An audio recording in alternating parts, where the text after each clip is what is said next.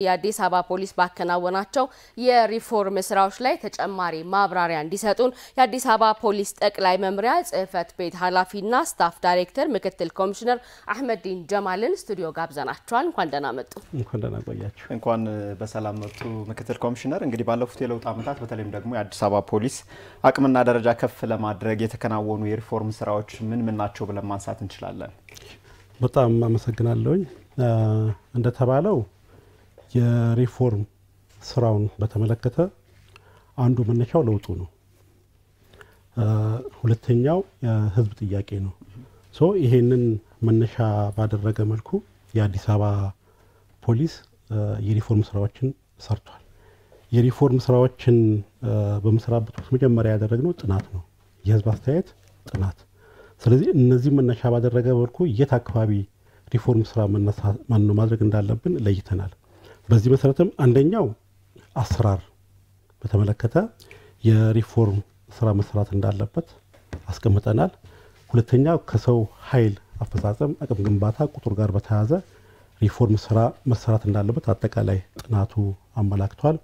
ሌላው ከቴክኖሎጂ ጋር ተያይዞ ያሉ ነገሮች ናቸው። እነዚህ በተለይ ተልኳችንን በአግባቡ ህዝብ የጣለብን አደራ አለ፣ ተልኮ አለ። ከወንጀል መከላከልና ከምርመራ አንፃር መስራት ያለበት ስራዎች አሉ። እነዚህ በተሻለ መልኩ ለመወጣት የሚያስችሉ የቴክኖሎጂ ስራዎች መስራት አለባቸው። ሌላው ከሎጂስቲክስና ምቹ የስራ ቦታ ከመፍጠር አንፃር በተለይ በአራቱ ነጥቦች ላይ ትልቅ የሪፎርም ስራ ነው የሰራ ነው። ከአሰራር አንፃር ስናይ በተለይ የፖሊስ ስራ ውጤታማ የተሻለ ለማድረግ የሚያስፈልጉ መመሪያዎችን፣ ስትራቴጂዎችን፣ አቅጣጫዎችን የመስራት ስራ ነው በመጀመሪያ የተሰራው። አንደኛ ስትራቴጂክ አውጥተናል። ሪፎርም ስራችንን ለማከናወን የሚያስችለንን የስትራቴጂ ስራዎችን ሰርተናል። ሌላው አደረጃጀት፣ አሁን ያለውን አጠቃላይ ሁኔታ ሊሸከም የሚችል ተልኳችንን በአግባቡ መወጣት የሚያስችለንን የአደረጃጀት ስራ ሰርተናል። ሌሎች መመሪያዎችን በርካታ መመሪያዎችን የማውጣት ስራ ነው የሰራ ነው። ያን ካደረግን በኋላ ሌላው የሰራ ነው ከአሰራር አንፃር ያደረግነው ነገር ምንድነው? ራዕይ፣ እሴቶች፣ ተልኮ እነዚህን ነገሮች የማስተካከል አሁን ከለውጡ ጋር አሁን ካለው አጠቃላይ ነባራዊ ሁኔታ ጋር ሊሄድ የሚችሉ ስራዎችን፣ እሴቶችን፣ ራዕዮችን ማውጣት ነው ያዝነው። እነዚህም በአግባቡ እንዲወጡ ተደርጓል። ብቻ አይደለም፣ አሁን ከተማው እያደገ ነው፣ እየዘመነ ነው። ያን ሊመጥን የሚችል የፖሊስ አለባበስ መኖር መቻል አለበት። ያን ሊመጥን የሚችል ሎጎዎች መኖር መቻል አለባቸው። የደንብ ልብስ የመቀየር ስራ ሁሉ ሰርተናል ሪፎርሙን መነሻ ባደረገ መልኩ። ስለዚህ በዚህ የአሰራራችንን አደረጃጀታችንን የመለወጥ ስራ የሰራንበት ሁኔታ ነው ያለው፣ ሎጎንም ጨምሮ ማለት ነው። ሌላው ትልቅ የሪፎርም ስራ የሰራንበት የቴክኖሎጂ ስራችን ነው። ከቴክኖሎጂ አንፃር ስናይ አንዱ የወንጀል በተለይ ቅድመ ወንጀል መከላከል ስራችንን የተሻለ ለማድረግ የከተማውን ሰላምና ደህንነት የተጠናከረ ለማድረግ ጠንካራ የሆነ ኮማንድ ኮንትሮል ሴንተር ነው ያቋቋምነው። ቀደም ብሎ ነበር። አሁን ግን በተሻለ ደረጃ አቅሙም 24/7 ክፍት ሆኖ ማንኛውንም ጥሪ ሊቀበል የሚችል ኮማንድ ኮንትሮል ወይም ማዘዣ ጣቢያ የምንለው ወይም እናንተ ሲቹዌሽን ሩም የምትሉትን አይነት ኮማንድ ኮንትሮል ሴንተር ነው ያቋቋምነው። ያ ኮማንድ ኮንትሮል ሴንተር 24/7 በማንኛውም ሰዓት ማንኛውም ተገልጋይ ችግር የደረሰበት ወንጀል የተፈጸመበት ወንጀል ያየ አካል በማንኛውም ሰዓት 911 ላይ ደውሎ ማግኘት የሚችልበት ብቻ ሳይሆን ጥሪ ከተደረገ በኋላ እዛ ያሉ ሰራተኞች አሉ፣ ባለሙያዎች አሉ። ከየት አካባቢ ጥሪ እንደተደረገ ያውቃሉ። እዛ አካባቢ ላለ ፖሊስ ፈጣን የሆነ ምላሽ ሊሰጥ የሚችልበትን አይነት አደረጃጀት ሰርተናል። ሌላው የሰራነው ከተማውን በቴክኖሎጂ የመቆጣጠር ስራ ነው። ይሄን ለማድረግ ሲሲ ካሜራዎች አሁን በከተማው አስተዳደር አቅም በተጨማሪም ከባለሀብቱን በማስተባበር ከተማችን ውስጥ የከተማውን ሰላምና ደህንነት ልንከታተል የምንችልበት ከ104 በላይ ካሜራዎች አሉ። በአብዛኛው እነዚህ ካሜራዎች የተተከሉት የስጋት ቀጠናዎች በተለይ በጣቢያዎች ክፍለ ከተሞች እውን በማዕከልን ጨምሮ ማለት ነው የስጋት ቀጠና የሆኑ አካባቢዎች ህብረተሰቡ በብዛት የሚንቀሳቀስባቸው አካባቢዎች ወንጀል ይፈጸማሉ ተብሎ የሚጠረጠሩ አካባቢዎች ላይ ከ1004 በላይ ካሜራዎች ተክለናል።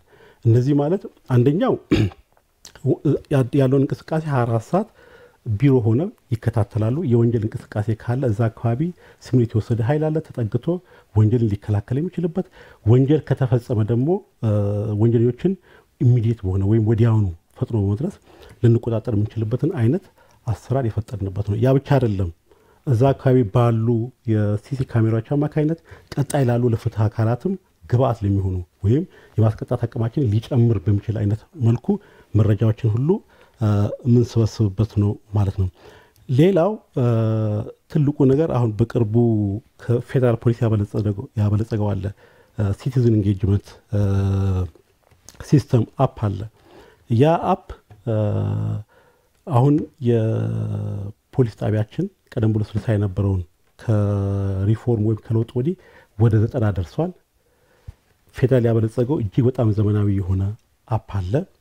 ማንኛውም ዜጋ ወንጀል ከተፈጸመበት ወንጀል ሲፈጸም ካየ ያን አፕ ተጠቅሞ ወደ ማዕከል የሚልክበት ሲስተም ተዘርግቷል። ይሄ ሲስተም በአፍሪካ የመጀመሪያው ነው። ባለፈው ሚዲያ ላይ ተከታትላችሁ እንደሆነ ዱባይ ላይ እጅግ በጣም የተሻለ ብዙ ፊቸሮች ያሉበት አፕሊኬሽን ተብሎ ክቡር ጀነራሉ የተሸለመበት ኮሚሽነር ጀነራሉ የተሸለመበት አፕሊኬሽን ነው። ይሄ አፕሊኬሽን ማንኛውም ዜጋ በማንኛውም ሰዓት ጥቆማዎች ወንጀል ሲፈጸምበት ወንጀሎችን ለማዕከል የሚልክበት ነው። መላክ ብቻ አይደለም፣ ከላከ በኋላ ይሄ ወንጀል ምን ደረጃ ላይ እንደደረሰ ሊከታተል የሚችልበት ሁሉ ሲስተም የተዘረጋበት ነው። መላክ ብቻ ሳይሆን ይመጣለታል። ከመጣ በኋላ ምን ደረጃ ላይ እንደደረሰ ውጤት እንዳገኘ ፔንዲንግ ላይ እንዳለ ማየት የሚችልበት ሲስተም ነው። ብቻ አይደለም፣ አመራሮች ቢሮአቸው ሆኖ በሞባይሎች በእንደዚህ አይነት መልኩ የመጡ ወንጀሎች ምን ደረጃ ላይ እንዳሉ ሊቆጣጠሩ የሚችሉበት አፕ ሁሉ የታጠቅንበት ሁኔታ ነው ያለ። ይሄ ስናይ በአሁኑ ሰዓት ፖሊስ ከዘመኑ ጋር ምን ያህል እየተራመደ እንዳለ ራሱን በተለያዩ ቴክኖሎጂዎች ለማስታጠቅ ምን ያህል እየሮጠ እንዳለ የሚያሳይ ነው ማለት ነው። ከዚህ አንጻር በተለይ ከአይሲቲ ራሳችን በማደራጀታችን ምክንያት በተለይ ለወንጀል መከላከል ወንጀል ምርመራ የሚሰሩ አጠቃላይ የወንጀል ስራዎችን ልንከላከል የምንችልበት ወንጀል ከተፈጸመም በተደራጀ መልኩ ማስረጃዎችን አቅርበን ልናስቀጣ የምንችልበትን አጠቃላይ የቴክኖሎጂ ስርዓት የፈጠን መሆኑን ለማመላከት ነው። ሌላው የሪፎርም ስራችን የሰው ኃይል ነው። የሰው ኃይላችን በአቅም በቁጥርም ከተማው እየሰፋ ነው። በዛ ልክ እንቅስቃሴዎች በከፍተኛ ሁኔታ እየሰፋ ነው። ኢኮኖሚው ማህበራዊ እንቅስቃሴ ያንን ልንከታተል የሚችል ያንን ልንቆጣጠር የሚችል ኃይል ነው ያፈራ ነው። ከሮጡ በኋላ ቀደም ብሎ ከነበረው የሰው ኃይል ከእጥፍ በላይ ነው ያደራጀ ነው። ይህን ስናደራጅ በቁጥር ብቻ አይደለም በአቅምም በሙያም ጭምር ነው። በእንደዚህ አይነት መልኩ ያደራጀንበት ሁኔታ ነው ያለው። ሌላው የተደራሽነት ሁኔታ ነው። ከተደራሽነት አንጻር ቀደም ብዬ እንደገለጽኩላችሁ በፊት የነበረን ጣቢያ 60 ነው፣ አሁን 90 ደርሰናል። በተለይ የአዲስ አበባ አጠቃላይ አደረጃጀቱን ተከትለን ጣቢያዎችን እያሳደግን እያሰፋን ያለንበት ሁኔታ መኖሩን ለማስቀመጥ ነው። ከዚህ ባለፈ ሌላ የሰራነው ስራ በተለይ ከሪፎርም ጋር በተያያዘ የስራ ቦታዎችን ምቹ ማድረግ ጣቢያዎች ጎብኝታችሁ ሊሆን ይችላል። አሁን ከተማው እየዘመነ ነው፣ ስማርት እየሆነ ነው። ፖሊስ ጣቢያዎችን በዛ ልክ ስማርት ማማር መቻል አለባቸው።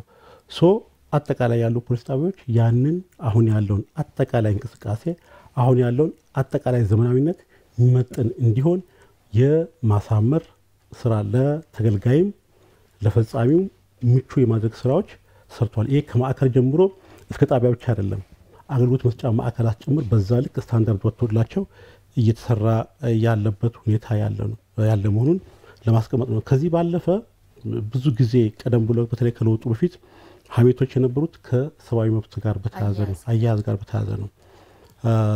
ማዕከል መታችሁ ሊሆን ይችላል።